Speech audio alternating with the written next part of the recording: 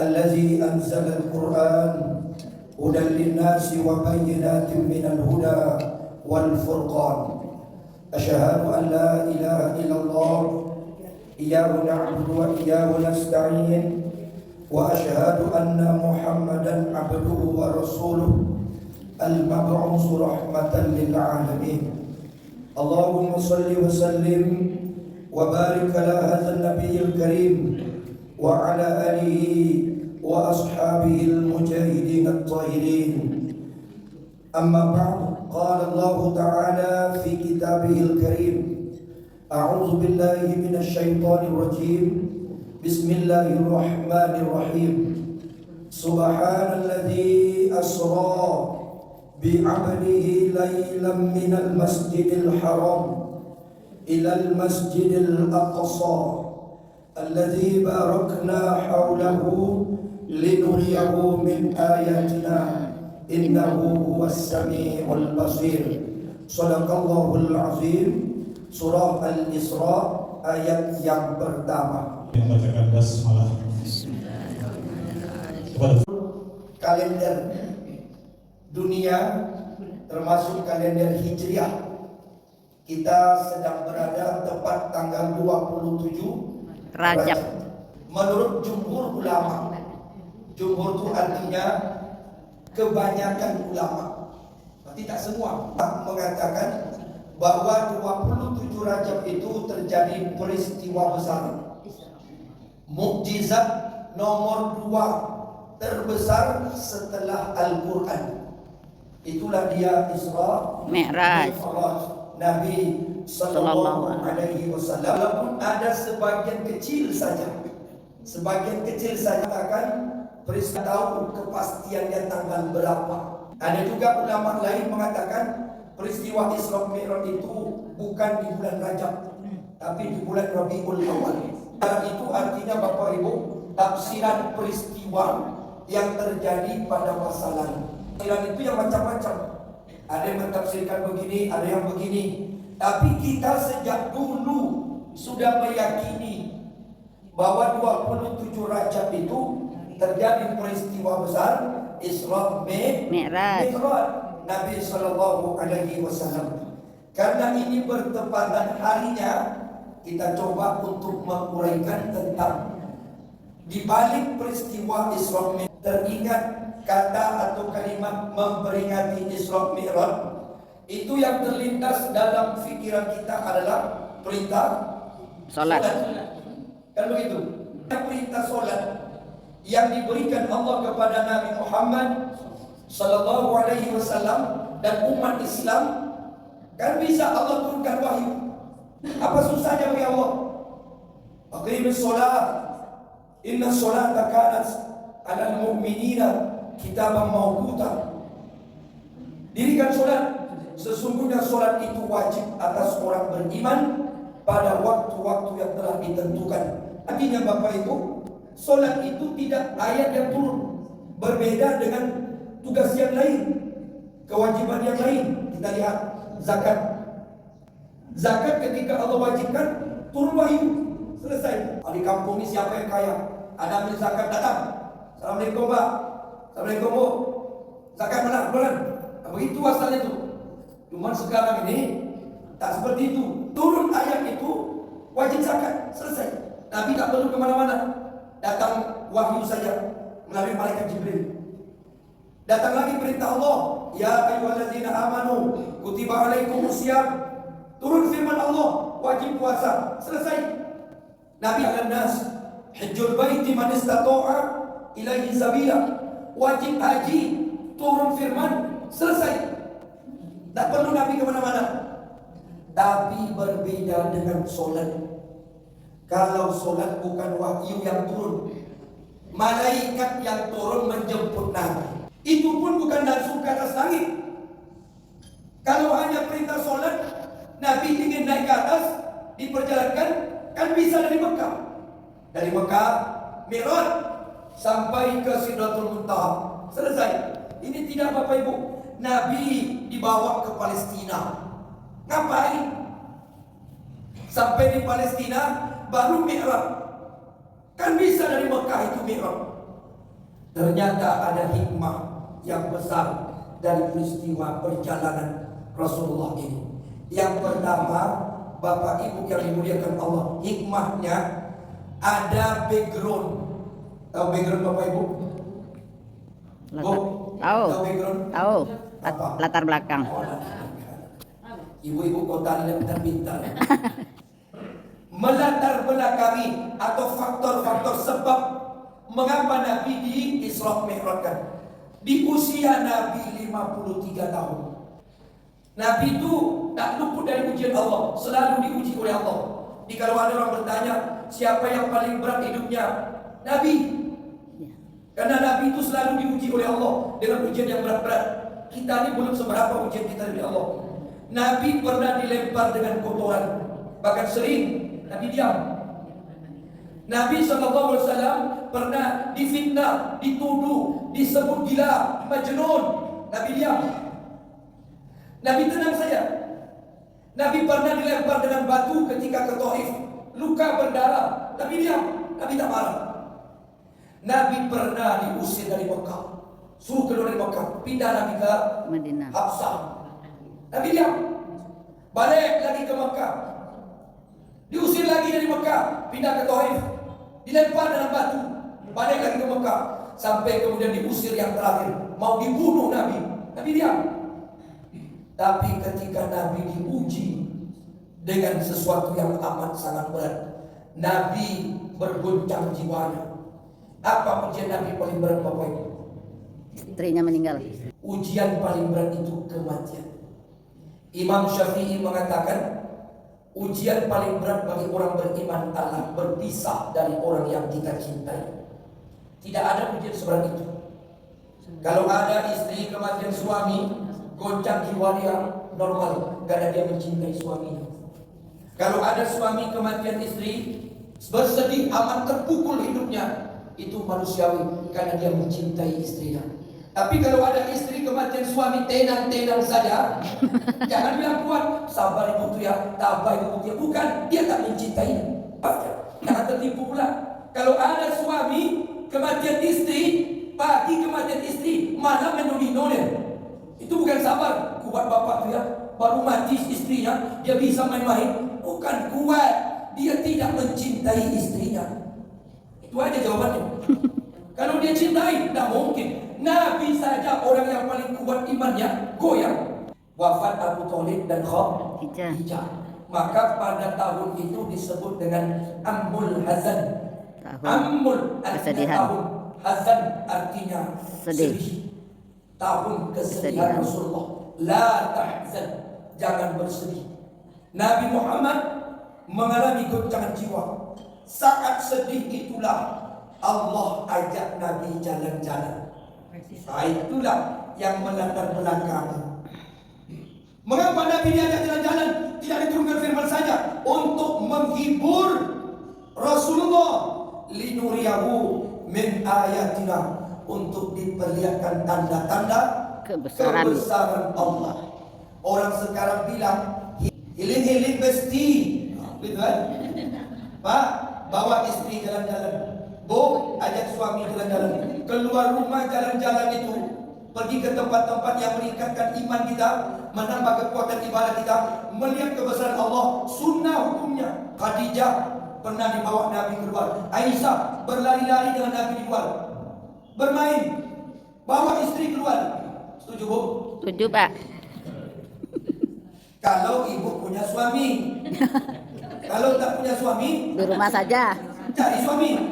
Pakar ulama-ulama dulu, pakar pendidikan kita di Indonesia, bahkan dunia, membuat program dalam dunia pendidikan, ada namanya metode wisata.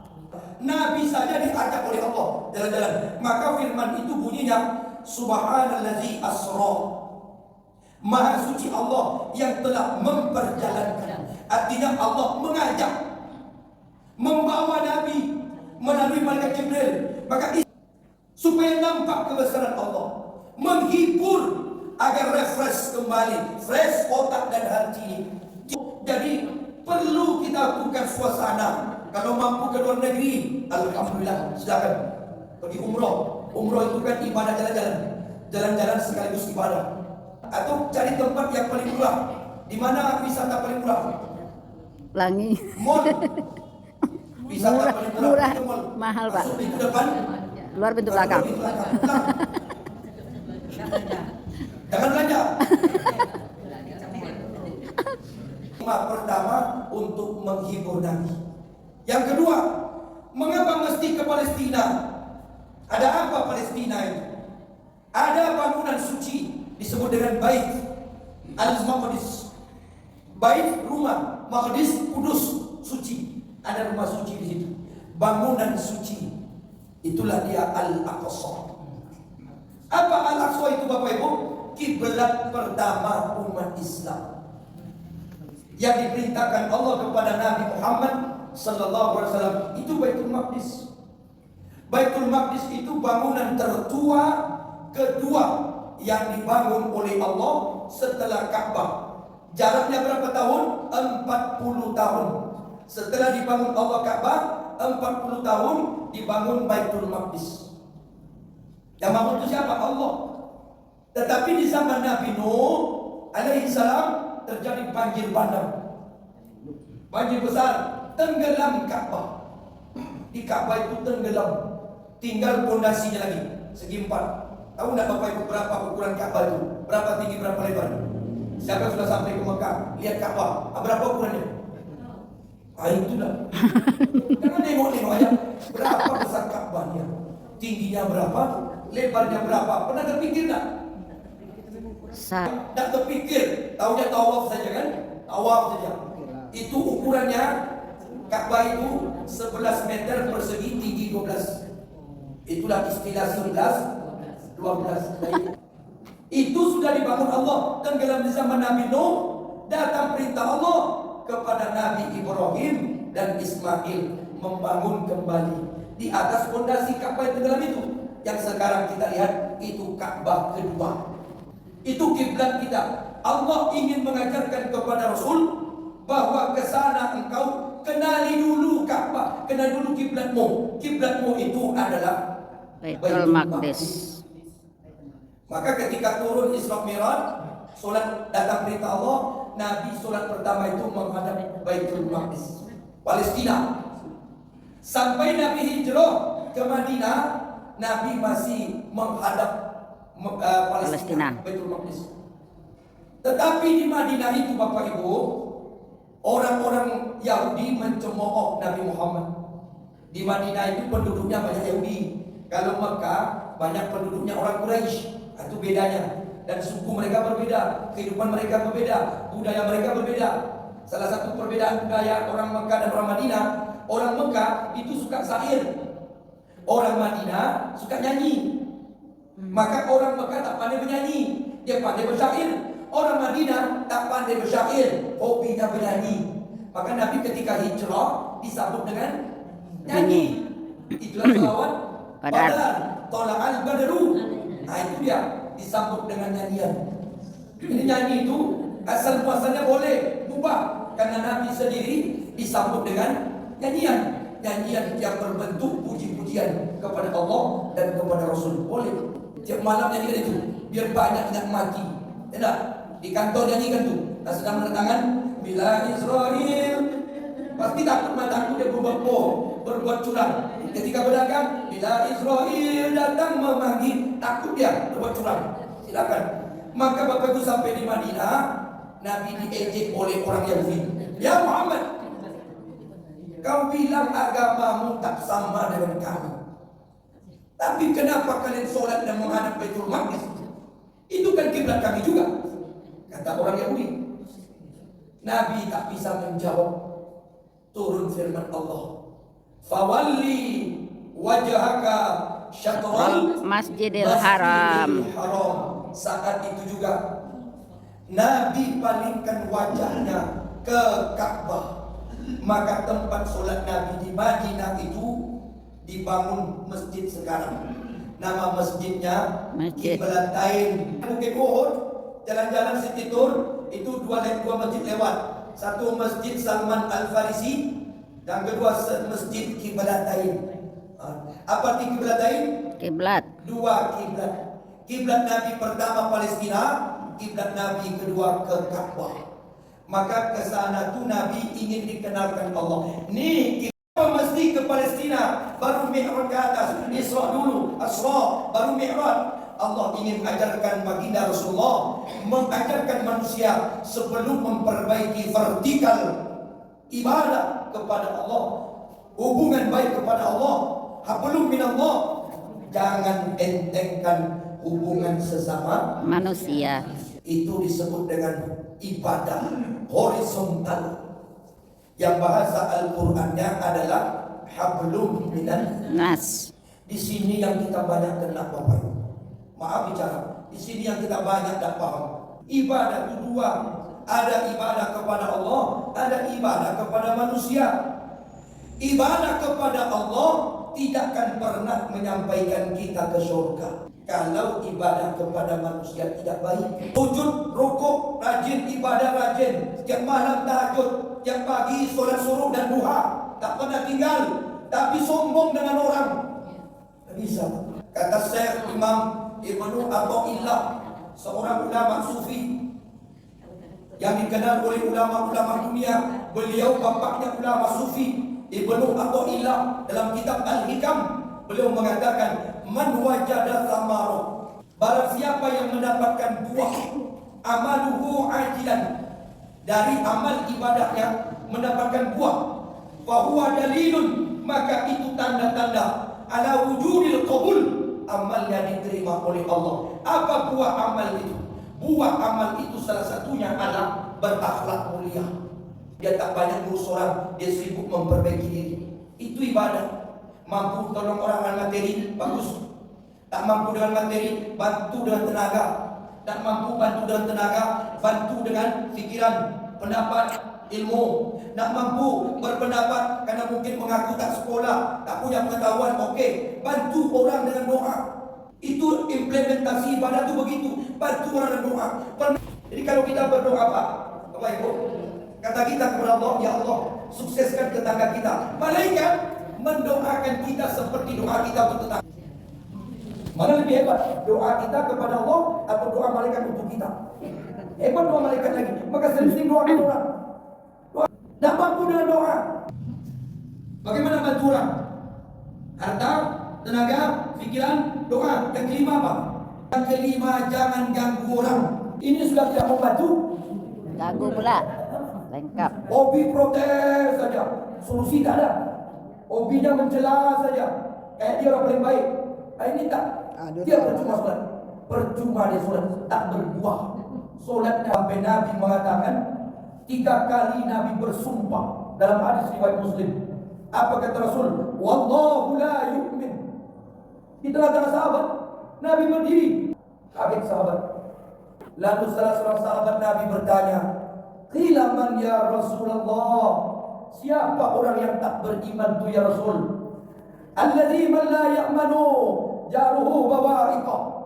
Orang-orang yang rajin ibadah, orang-orang yang rajin solat, orang-orang yang tak pernah berhenti baca Quran, orang-orang yang banyak puasa sunatnya, tidak beriman dia. La ya'manu jaruhu bawa'iqah, yang suka mengganggu tetangganya. Bawa'iqah, oleh mulut dan perbuatannya. Bak kecek orang Minang, minyak habis. Pak RT orang Minang jawab, kerja yang sia-sia, solat banyak, ibadah banyak, tapi masuk neraka. Bangkrut. Gara-gara apa? Hubungan horizontal Isra tidak baik. Di masyarakat ini sebab susah, sebab payah Pak. Kaya kita, iri orang, miskin kita, Dihina orang. jadi mana yang bagus nih? Kaya atau miskin? Kaya lah Pak Ustaz.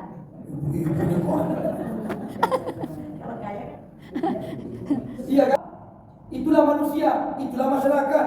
Kalau tak mau disalahkan orang, tak mau diejek orang, tak mau dikritik orang, tidak mau dihina orang, jangan tinggal sama orang. Selama kita tinggal sama orang, pasti akan banyak benturan dan perselisihan. Namun demikian, cepat saling bermaaf, Itulah asra bi abdihi laila minal masjidil haram ilal masjidil aqsa, disebut dengan ibadah ghairu mahdhah. Sudah disebutkan ada ibadah mahdhah, ada ibadah ghairu mahdhah. Banyak orang mengentengkan ghairu mahdhah. Datang ke masjid lambat, pulang masjid cepat, tak tahu ke siapa. Bersalaman tak mau, kenalan tak mau, berkumpul-kumpul dengan majlis taklim, dengan jamaah tak mau. Karena dianggap kita ini sesat, kita ini tak baik, kita ini main dosa. Ini ahli neraka, tak boleh. Orang berzina saja belum tentu masuk neraka. Bisa jadi dia bertobat sebelum mati. Itu diajarkan Allah.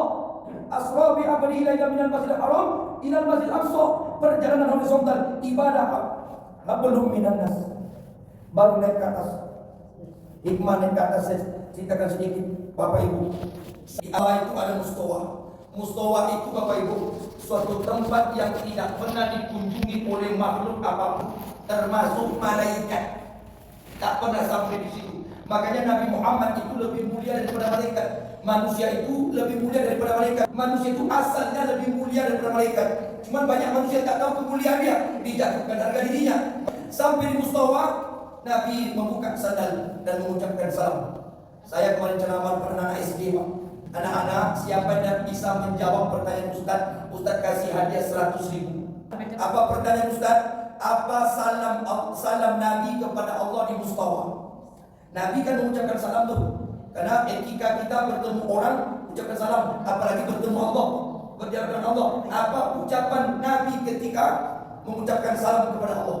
Ada satu anak menjawab, Pak Ustaz, jawabannya at-tahiyatul mubarakatus sholawatut thayyibatulillah. Sini. Saya kasih bisa suruh. Saya tanya-tanya rupanya anak tuh anak yatim pula. Masya Allah. Masya Allah. Dapat rezeki dia 100.000. Bapaknya meninggal di Bandung, bawa emaknya ke sini, tinggal sama kokong dia. Anak itu pandai pula ngaji. Ya Allah, bisa dia menjawab. Saya bilang sama anak-anak, banyak Ustaz tanya sama orang tua tak bisa jawab. Anak bisa jawab. Jadi rupanya ketika Nabi membaca salam kepada Allah itu dijawab oleh Allah. Assalamualaikum ayyuhan nabiyyu wa rahmatullahi wa barakatuh. Nabi kurang puas karena yang selamat diri beliau. Nabi itu sifatnya begitu. Dia tidak mau selamat dirinya, dia ingat umatnya. Itu Nabi Muhammad, ingat umat. Assalamu alaina wa ala ibadillahis Sholihin. Selamatkan juga ya Allah hamba-hambamu yang soleh. Jangan aku saja. Itu artinya. Arti sebenarnya Bapak Ibu kalau bawa ke bahasa kita, Assalamualaikum wa ala ibadillahis sholihin. Ya Allah selamatkan juga lah hamba-hambamu yang soleh. Jangan saya aja. Umatku ya Allah, umatku. Artinya apa Bapak Ibu? Orang yang soleh jangan khawatir hidupnya.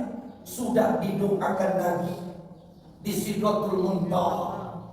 Maka orang yang soleh itu hidupnya pasti selamat. Doa Nabi Ibrahim kepada Allah agar dapat anak, satu doa Nabi Ibrahim, Rabbi habli minas sholihin. Ya Allah berikan hamba anak yang soleh. Ini yang sekarang orang tua tak paham. Cita-cita tertinggi orang tua itu sebenarnya satu saja, dapat anak yang soleh. Oh, tentang rezeki pekerjaannya itu urusan Allah, bukan urusan kita. Ngapain urus yang bukan urusan kita? Anak, bapak tidak bangga kau dapat ranking, biasa saja. Juara satu, juara umum, biasa saja.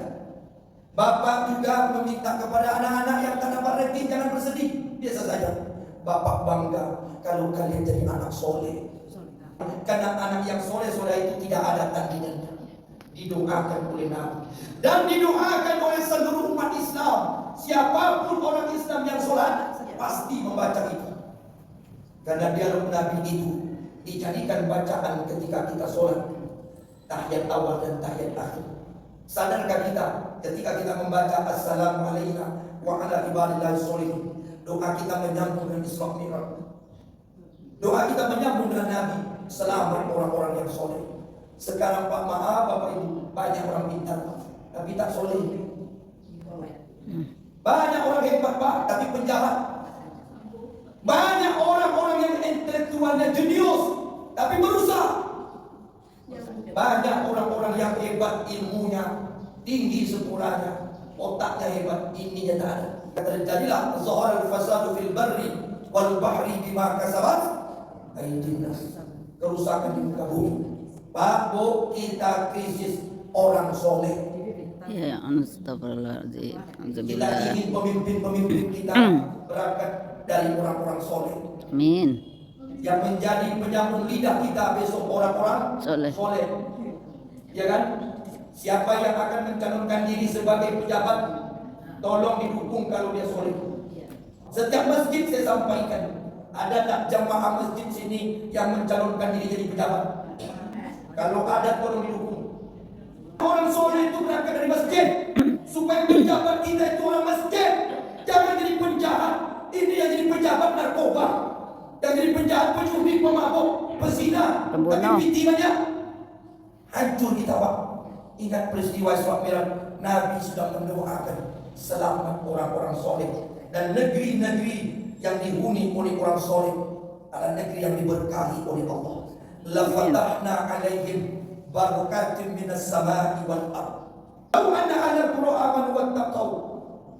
Kalau negeri itu isinya orang soleh, berkat turun dari langit, dari bumi keluar. Jangan dukung kena serangan pajak karena kesolehan supaya berubah negeri kita ini. Ini enggak hilang baru datang cigak, datang cigak. Ayo, Di bawah King Kong. Iya. mati cigak datang King Kong. baru, datang baru, mati baru, datang karo. Itu keitunya. Kapan kita berubah? Cari orang-orang yang Soleh. Saya berkumpulnya, Pak. Saya membawa umat Islam, mau kita sadar kita krisis orang soleh.